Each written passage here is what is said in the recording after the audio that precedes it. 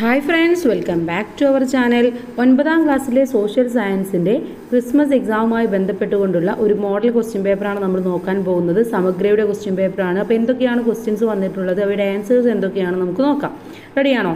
1 മുതൽ 5 വരെയുള്ള എല്ലാ ചോദ്യങ്ങൾക്കും ഉത്തരം എഴുതുക. ഓരോന്നിനും ഒരു സ്കോർ വീതമാണ്. ഒന്നാമത്തെ ചോദ്യം, ആരുടെ ഭരണകാലത്താണ് ദ്രാവിഡ ശൈലി എന്ന ദക്ഷിണേന്ത്യൻ ക്ഷേത്ര നിർമ്മാണ ശൈലി രൂപപ്പെട്ടത്? ഓപ്ഷൻസ് തന്നിട്ടുണ്ട്. പാണ്ഡ്യൻ, പല്ലവന്മാർ, ചോളന്മാർ, ശതവാഹന്മാർ. ആരുടെ കാലത്തായിരുന്നു? പല്ലവരുടെ കാലത്താണ്. അപ്പോൾ ഓപ്ഷൻ ബി ആയിട്ടുള്ള പല്ലവന്മാർ എന്നുള്ളതാണ് ശരിയായിട്ടുള്ള ഉത്തരം. രണ്ടാമത്തെ ചോദ്യം, രാഷ്ട്രപതിയുടെ രാജിയുമായി ബന്ധപ്പെട്ട ശരിയായ പ്രസ്താവന തിരഞ്ഞെടുക്കുക. എ, രാഷ്ട്രപതി രാജി സമർപ്പിക്കേണ്ടത് ഉപരാഷ്ട്രപതിക്കാണ്. ബി, രാഷ്ട്രപതി രാജി സമർപ്പിക്കേണ്ടത് പ്രധാനമന്ത്രിക്കാണ്. സി, രാഷ്ട്രപതി രാജി സമർപ്പിക്കേണ്ടത് ഗവർണർക്കാണ്. ഡി, രാഷ്ട്രപതി രാജി സമർപ്പിക്കേണ്ടത് ക്യാബിനറ്റ് മന്ത്രിക്കാണ്. ഇതിൽ ഏതാണ് ശരിയായ പ്രസ്താവന എന്ന് പറയുന്നത്? ഒന്നാമത്തേതാണ്, അഥവാ രാഷ്ട്രപതി രാജി സമർപ്പിക്കേണ്ടത് ഉപരാഷ്ട്രപതിക്കാണ് എന്നുള്ളതാണ്. മൂന്നാമത്തെ ചോദ്യം, ചുവടെ നൽകിയിരിക്കുന്നതിൽ ഏറ്റവും കൂടുതൽ കാപ്പി ഉൽപ്പാദിപ്പിക്കുന്ന സംസ്ഥാനം? കേരളം, തമിഴ്നാട്, കർണാടകം, ആന്ധ്രാപ്രദേശ്. ഏതാണ്? കർണാടകമാണ്. കർണാടകത്തിലാണ് ഏറ്റവും കൂടുതൽ കാപ്പി ഉൽപ്പാദിപ്പിക്കുന്നത്. അടുത്തത് 4ാമത്തെ ചോദ്യമാണ്. സൂചനകളുടെ അടിസ്ഥാനത്തിൽ ഭരണഘടനാ സ്ഥാപനം ഏതാണെന്ന് എഴുതാനാണ് പറഞ്ഞിട്ടുള്ളത്. എന്തൊക്കെയാണ് സൂചന? ഡൽഹിയാണ് കമ്മീഷന്റെ ആസ്ഥാനം. ചെയർപേഴ്സൺ ഉൾപ്പെടെ 6 അംഗങ്ങളാണ് കമ്മീഷനിൽ ഉള്ളത്. രാഷ്ട്രപതിയാണ് കമ്മീഷൻ അംഗങ്ങളെ നിയമിക്കുന്നത്. 1993 ഒക്ടോബർ 12 നിലവിൽ വന്നു. ഓപ്ഷൻസ് തന്നിട്ടുണ്ട്. ഇലക്ഷൻ കമ്മീഷൻ, ദേശീയ പട്ടികജാതി പട്ടികവർഗ കമ്മീഷൻ, ദേശീയ ന്യൂനപക്ഷ കമ്മീഷൻ, ദേശീയ മനുഷ്യാവകാശ കമ്മീഷൻ. ഇതിലേതാണ് ഉത്തരം? ദേശീയ മനുഷ്യാവകാശ കമ്മീഷനാണ്. ഓക്കെ. അടുത്തത് 5ാമത്തെ ചോദ്യമാണ്. തൃതീയ മേഖലയുമായി ബന്ധപ്പെട്ടത് ഏത്? ഖനനം, വാർത്താവിനിമയം, മത്സ്യബന്ധനം, വൈദ്യുതി. ഇതിൽ ഏതാണ് തൃതീയ മേഖലയുമായി ബന്ധപ്പെട്ടത് എന്നതാണ് എഴുതാൻ പറഞ്ഞിട്ടുള്ളത്. ഏതായിരുന്നു കൂട്ടുകാരെ തൃതീയ മേഖലയുമായി ബന്ധപ്പെട്ടത്?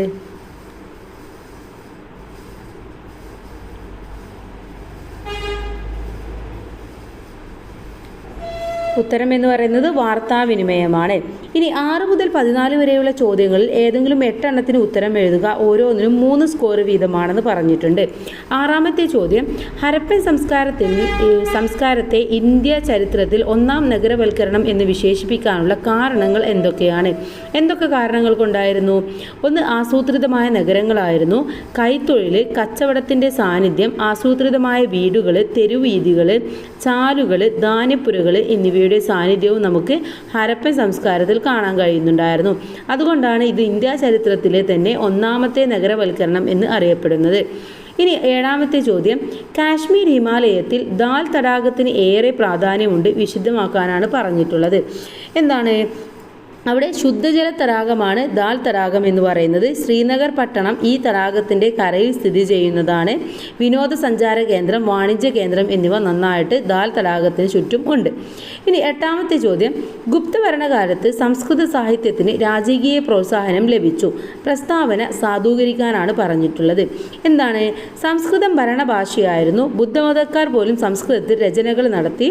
സംസ്കൃത ഭാഷയിൽ നാടകങ്ങൾ, കാവ്യങ്ങൾ, വ്യാകരണം, നിഘണ്ടു തുടങ്ങിയവ ഇക്കാലത്ത് രചിക്കപ്പെട്ടിട്ടുമുണ്ട്. അടുത്ത ചോദ്യം നോക്കാം. 9ാമത്തെ ചോദ്യമാണ്. താഴെ പറയുന്നവ എന്തെന്ന് വ്യക്തമാക്കാനാണ് പറഞ്ഞിട്ടുള്ളത്. അഥവാ വൃഷ്ടിപ്രദേശം, നീർത്തടം, ജലവിഭാജകം. ഇത് എന്താണെന്ന് വ്യക്തമാക്കണം. ഒരു നദിയിലേക്ക് ജലം എത്തുന്ന നിശ്ചിത പ്രദേശത്തെയാണ് നമ്മൾ വൃഷ്ടിപ്രദേശം എന്ന് പറയുന്നത്. ഇനി അടുത്തത് നീർത്തടമാണ്. ഒരു നദിയും അതിൻ്റെ പോഷക നദികളും ഉൾപ്പെടുന്ന പ്രദേശത്തെ നീർത്തടം എന്ന് പറയുന്നു. ഇനി 2 നീർത്തടങ്ങളെ തമ്മിൽ വേർതിരിക്കുന്ന അതിർത്തിയെയാണ് നമ്മൾ ജലവിഭാജകം എന്ന് പറയുന്നത്. 10ാമത്തെ ചോദ്യം, ഒരു രാജ്യത്ത് നിലനിൽക്കുന്ന വിവിധതരം തൊഴിലില്ലായ്മകൾ ഏതെല്ലാമാണ്?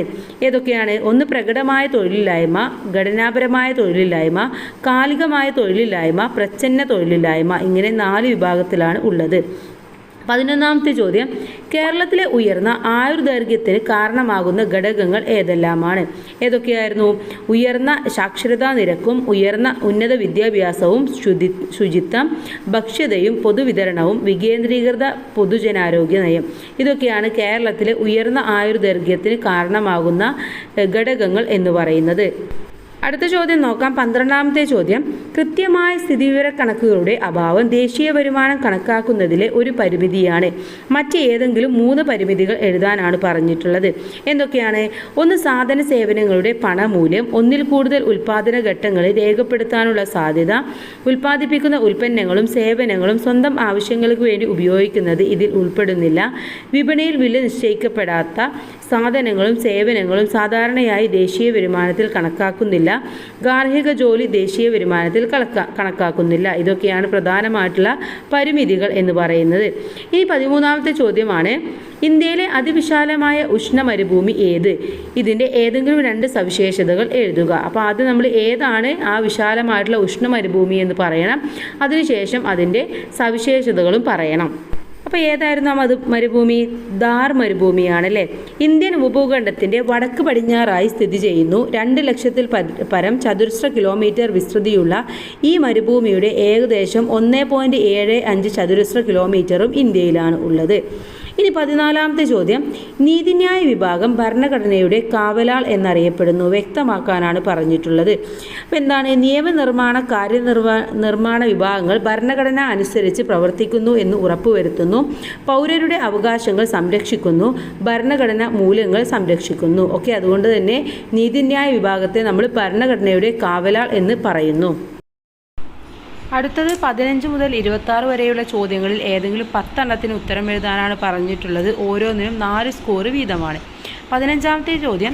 ദേശീയ വനിതാ കമ്മീഷൻ്റെ ചുമതലകൾ വിശദമാക്കാനാണ് പറഞ്ഞിട്ടുള്ളത്. എന്തൊക്കെ ചുമതലകളാണ് ദേശീയ വനിതാ കമ്മീഷന് ഉള്ളത്? എന്തൊക്കെയാണ്? സ്ത്രീകൾ നേരിടുന്ന അസമത്വങ്ങളെയും വിവേചനങ്ങളെയും ഇല്ലാതാക്കുന്നതിനുള്ള നിർദ്ദേശങ്ങൾ നൽകുക. ലിംഗനീതിയുമായി ബന്ധപ്പെട്ട പ്രവർത്തനങ്ങൾ. സ്ത്രീകളെ ബാധിക്കുന്ന വിഷയങ്ങളിലെ നയരൂപീകരണത്തിൽ സർക്കാരുകൾക്ക് ഉപദേശം നൽകുക. സ്ത്രീ സുരക്ഷയ്ക്കായുള്ള ഭരണഘടനാ വ്യവസ്ഥകളും നിയമങ്ങളും പരിശോധിക്കുക. ഇതൊക്കെയാണ് പ്രധാനമായിട്ടും ദേശീയ വനിതാ കമ്മീഷൻ്റെ ചുമതലകൾ എന്ന് പറയുന്നത്. ഇനി 16ാമത്തെ ചോദ്യം. ഡിസംബർ ജനുവരി മാസങ്ങളിൽ ഉത്തരേന്ത്യൻ സമതലങ്ങളിൽ അതിശൈത്യം അനുഭവപ്പെടുന്നു. കാരണങ്ങൾ എന്തെല്ലാം എന്ന് വിശദമാക്കുക.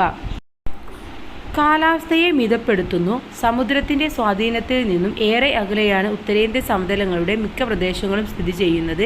ഹിമാലയൻ പർവ്വതനിരകളിലെ മഞ്ഞുവീഴ്ച അതിശക്തമായ ശീതക്കാറ്റിന് കാരണമാകുന്നു. പശ്ചിമേഷ്യയിൽ നിന്ന് വീശുന്ന ശീതക്കാറ്റ് ഉത്തരേന്ത്യൻ സമതലത്തിൻ്റെ പടിഞ്ഞാറൻ പ്രദേശങ്ങളിൽ ഹിമം, മൂടൽമഞ്ഞ്, ശീതതരംഗം എന്നിവയ്ക്ക് കാരണമാകുന്നു. ഉത്തരാർദ്ധഗോളത്തിൽ നിന്നും ദക്ഷിണാർദ്ധഗോളത്തിലേക്കുള്ള സൂര്യൻ്റെ അയനം. ഇതൊക്കെയാണ് പ്രധാനമായിട്ടും അതിശൈത്യം അനുഭവപ്പെടാനുള്ള കാരണങ്ങൾ എന്ന് പറയുന്നത്. അടുത്തത് 17ാമത്തെ ചോദ്യമാണ്. ഭൂപടം നിരീക്ഷിച്ച് ചുവടെ നൽകിയിരിക്കുന്ന ചോദ്യങ്ങൾക്ക് ഉത്തരം എഴുതുക. ചോദ്യം. ഉപദ്വീപീയ നദികളിൽ ഏറ്റവും നീളം കൂടിയത് ഏത്? ഏതാണ്? ഗോദാവരിയാണ്. ഓക്കെ. ബി. കൃഷ്ണ നദിയുടെ പ്രധാന പോഷക നദിയുടെ പേരെഴുതുക. തുംഗഭദ്ര. സി. മധ്യപ്രദേശ്, മഹാരാഷ്ട്ര എന്നീ സംസ്ഥാനങ്ങളിൽ നദീതടം ഉൾക്കൊള്ളുന്നതും പടിഞ്ഞാറോട്ട് ഒഴുകുന്നതുമായ ഒരു നദിയുടെ പേരെഴുതുക. ഏതാണ്? നർമ്മദ അല്ലെങ്കിൽ താപ്തി. ഇനി ഡി. കർണാടകത്തിലെ ബ്രഹ്മഗിരി കുന്നുകളിൽ നിന്നും ഉത്ഭവിക്കുന്ന നദി ഏത്? കൃഷ്ണ നദിയാണ്. ഓക്കെ. അടുത്ത ചോദ്യം നോക്കാം. 18ാമത്തെ ചോദ്യമാണ്. രാജഭരണം നിർവഹിക്കുക എന്നത് മന്ത്രിസഭയുടെ ചുമതലകളിൽ ഒന്നാണ്. മറ്റു ചുമതലകൾ ലിസ്റ്റ് ചെയ്യുക. ഏതൊക്കെയാണ്? നിയമനിർമ്മാണത്തിന് ചുക്കാൻ പിടിക്കുക. ദേശീയ നയവും വിദേശ നയവും രൂപീകരിക്കുക. ബില്ലുകളും ഓർഡിനൻസുകളും ഡ്രാഫ്റ്റ് ചെയ്യുക. വിവിധ ഡിപ്പാർട്ട്മെൻറ്റുകളുടെ പ്രവർത്തനത്തെ ഏകോപിപ്പിക്കുക. ഭരണപരവും ക്ഷേമപരവുമായ മറ്റു നടപടികളും വിദേശ ബന്ധങ്ങളും നിർവഹിക്കുക. ഇതൊക്കെയാണ് മന്ത്രിസഭയുടെ ചുമതലകൾ എന്ന് പറയുന്നത്. അടുത്തത് 19ാമത്തെ ചോദ്യമാണ്. വിദ്യാഭ്യാസം എപ്രകാരമാണ് രാജ്യപുരോഗതിക്ക് കാരണമാകുന്നത് എന്നതിനെ കാണിക്കുന്ന ചിത്രം നൽകിയിരിക്കുന്നു. ഇതിൽ വിട്ടുപോയവ കണ്ടെത്തി എഴുതാനാണ് പറഞ്ഞിട്ടുള്ളത്. അപ്പോൾ ഇതിൽ കുറച്ച് കാര്യങ്ങൾ തന്നിട്ടുണ്ട്. അതിലെ ബാക്കി ഏതൊക്കെയാണെന്ന് നമുക്ക് നോക്കാം. അവിടെ വിട്ടുപോയിട്ടുള്ളത് എന്ന് പറയുന്നത് കഴിവ് വർദ്ധിക്കുന്നു. ബി. നൈപുണ്യ വികസനം. സി. മെച്ചപ്പെട്ട തൊഴിൽ. ഡി. മെച്ചപ്പെട്ട ജീവിത നിലവാരം. ഇതൊക്കെയാണ് അവിടെ വിട്ടുപോയിട്ടുള്ളത്. അതവിടെ പൂരിപ്പിച്ചു കൊടുത്താൽ മാത്രം മതി. 20ാമത്തെ ചോദ്യം നോക്കാം. ജനസംഖ്യാ ലാഭവിഹിതത്തിൻ്റെ നേട്ടങ്ങൾ എന്നിവയെ വിശദമാക്കുക. എന്താണ്? സജീവ പ്രായത്തിലുള്ളവരിൽ തൊഴിലെടുക്കുന്നവരുടെ എണ്ണം തൊഴിലെടുക്കാത്തവരുടെ എണ്ണത്തേക്കാൾ കൂടുതലാകുന്നതിനെ ജനസംഖ്യാ ലാഭവിഹിതം എന്ന് പറയുന്നു. ഇതിൻ്റെ നേട്ടങ്ങൾ എന്തൊക്കെയാണ്? രാജ്യത്തിൻ്റെ സാമൂഹിക സാമ്പത്തിക പുരോഗതി വർദ്ധിക്കുന്നു, രാജ്യത്തിൻ്റെ ഉൽപ്പാദനക്ഷമത വർദ്ധിക്കുന്നു, രാജ്യത്തിന് ഉയർന്ന മനുഷ്യ വിഭവശേഷി ലഭിക്കുന്നു. ഇതൊക്കെയാണ് പ്രധാനമായിട്ടുള്ള നേട്ടങ്ങൾ എന്ന് പറയുന്നത്. അടുത്തത് 21ാമത്തെ ചോദ്യമാണ്. സംഘടിത അസംഘടിത മേഖലകളുടെ ഓരോ സവിശേഷതകൾ നൽകിയിരിക്കുന്നു. മറ്റ് സവിശേഷതകൾ കണ്ടെത്തി പട്ടിക പൂർത്തിയാക്കാൻ പറഞ്ഞിട്ടുണ്ട്. അപ്പോൾ ഇവിടെ തന്നിട്ടുള്ളത് സംഘടിത മേഖലയുടെ ഒരു സവിശേഷത രജിസ്റ്റർ ചെയ്യപ്പെട്ട തൊഴിൽ മേഖല എന്ന് തന്നിട്ടുണ്ട്. മറ്റുള്ളത് എന്തൊക്കെയാണ്? താരതമ്യേന കൂടിയ ശമ്പളമായിരിക്കും, തൊഴിൽ സുരക്ഷിതത്വം ഉണ്ടായിരിക്കും. ഇതൊക്കെയാണ് സംഘടിത മേഖലയുടെ സവിശേഷത എന്ന് പറയുന്നത്. ഇനി അടുത്തത് അസംഘടിത മേഖലയാണ്. രജിസ്റ്റർ ചെയ്യപ്പെടാത്ത തൊഴിൽ മേഖലയാണ്. മറ്റെന്തൊക്കെയാണ്? താരതമ്യേന കുറഞ്ഞ ശമ്പളമായിരിക്കും, തൊഴിൽ സുരക്ഷിതത്വമില്ലായ്മ. ഇതൊക്കെയാണ് പ്രധാന സവിശേഷതകൾ എന്ന് പറയുന്നത്. 22ാമത്തെ ചോദ്യം തിരഞ്ഞെടുപ്പ് കമ്മീഷന്റെ ഘടന വിശദമാക്കാനാണ് പറഞ്ഞിട്ടുള്ളത്. എന്തൊക്കെയാണ്? മുഖ്യ തിരഞ്ഞെടുപ്പ് കമ്മീഷണർ 2 കമ്മീഷണർമാരും ചേർന്നതാണ്. അംഗങ്ങളെ രാഷ്ട്രപതി നിയമിക്കുന്നു. 6 വർഷമോ അല്ലെങ്കിൽ 65 വയസ്സുവരെയാണ് കമ്മീഷൻ അംഗങ്ങളുടെ കാലാവധി. ഇംപീച്ച്മെൻറ്റിലൂടെ മാത്രമേ തെരഞ്ഞെടുപ്പ് കമ്മീഷണറെ തലസ്ഥാനത്ത് നിന്ന് നീക്കം ചെയ്യാൻ സാധിക്കൂ. തെരഞ്ഞെടുപ്പ് കമ്മീഷന്റെ പ്രവർത്തനങ്ങൾ ഏകോപിപ്പിക്കുന്നത് ചീഫ് ഇലക്ടറൽ ഓഫീസർ ആണ്. ഇതാണ് പ്രധാനമായിട്ടും തിരഞ്ഞെടുപ്പ് കമ്മീഷന്റെ ഘടന എന്ന് പറയുന്നത്. 23ാമത്തെ ചോദ്യം എ കോളത്തിന് അനുയോജ്യമായവ ബി കോളത്തിൽ നിന്നും തിരഞ്ഞെടുത്ത് എഴുതാനാണ്. എ കോളത്തിൽ തന്നിട്ടുള്ളത് സ്വപ്നവാസവദന്തം, അമരകോശം, മത്തവിലാസ പ്രഹസനം, മശ്രഘടികം. ബിയിൽ തന്നിട്ടുള്ളത് അമരസിംഹം, ബാസൻ, ശൂദ്രകൻ, മഹേന്ദ്രവർമ്മൻ. ഓക്കെ, ഇതെങ്ങനെയാണ് കറക്റ്റ് ചെയ്യേണ്ടത്? സ്വപ്നവാസവദത്തം എന്ന് പറയുന്നത് ബാസനുമായി ബന്ധപ്പെട്ടതാണ്. അമരകോശം അമരസിംഹനുമായി ബന്ധപ്പെട്ടതാണ്. മത്തവിലാസ പ്രഹസനം മഹേന്ദ്രവർമ്മനുമായി ബന്ധപ്പെട്ടതാണ്. മശ്രഘടികം ശൂദ്രകനുമായി ബന്ധപ്പെട്ടതാണ്. അപ്പോൾ ഇങ്ങനെയാണിത് കറക്റ്റായിട്ട് നിങ്ങൾ എഴുതേണ്ടത്. അടുത്ത ചോദ്യം നോക്കാം. 24ാമത്തെ ചോദ്യമാണ്. മരുഭൂമികളുടെ 2 വിഭാഗങ്ങൾ ഏതെല്ലാം വിശദമാക്കാനാണ് പറഞ്ഞിട്ടുള്ളത്. ഏതൊക്കെയാണ് 2 വിഭാഗങ്ങൾ? ഒന്ന് ശീത മരുഭൂമികളും മറ്റൊന്ന് ഉഷ്ണ മരുഭൂമികളുമാണ്.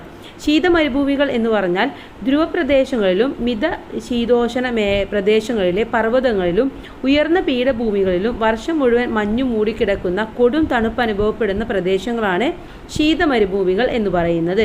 അടുത്തത് ഉഷ്ണ മരുഭൂമികളാണ്.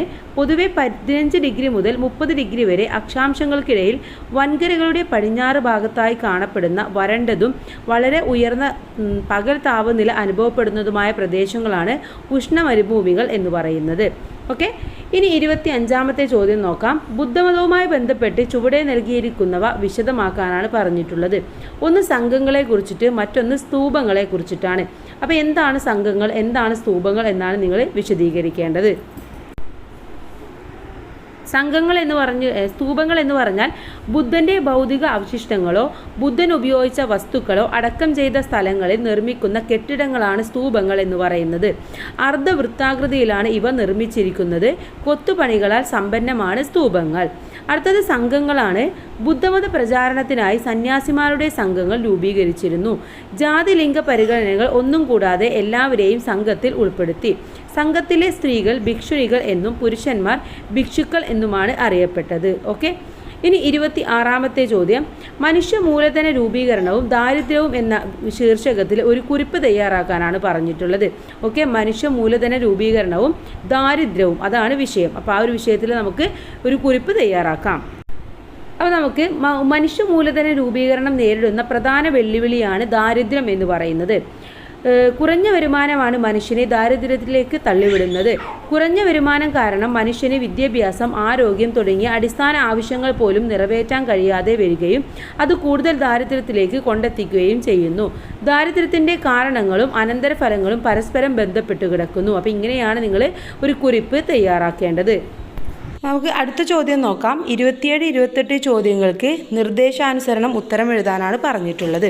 അപ്പോൾ 27ാമത്തെ ചോദ്യം, അതിൽ എ ഉണ്ട്, 2 ഓപ്ഷൻസ് ഉണ്ട് നമുക്ക്. അതിൽ എ എന്ന് പറയുന്നത് ഉപദ്വീപീയ പീഠഭൂമിയിൽ കാണപ്പെടുന്ന പ്രധാന മണ്ണിനങ്ങൾ ഏതെങ്കിലും 2 എണ്ണത്തിൻ്റെ സവിശേഷത വിശദമാക്കാനാണ് പറഞ്ഞിട്ടുള്ളത്. ഓക്കെ, അപ്പോൾ നമുക്ക് കുറച്ച് മണ്ണും അതിൻ്റെ സവിശേഷതകളും നോക്കാം. ഒന്നാമത്തേത് കറുത്ത മണ്ണാണ്.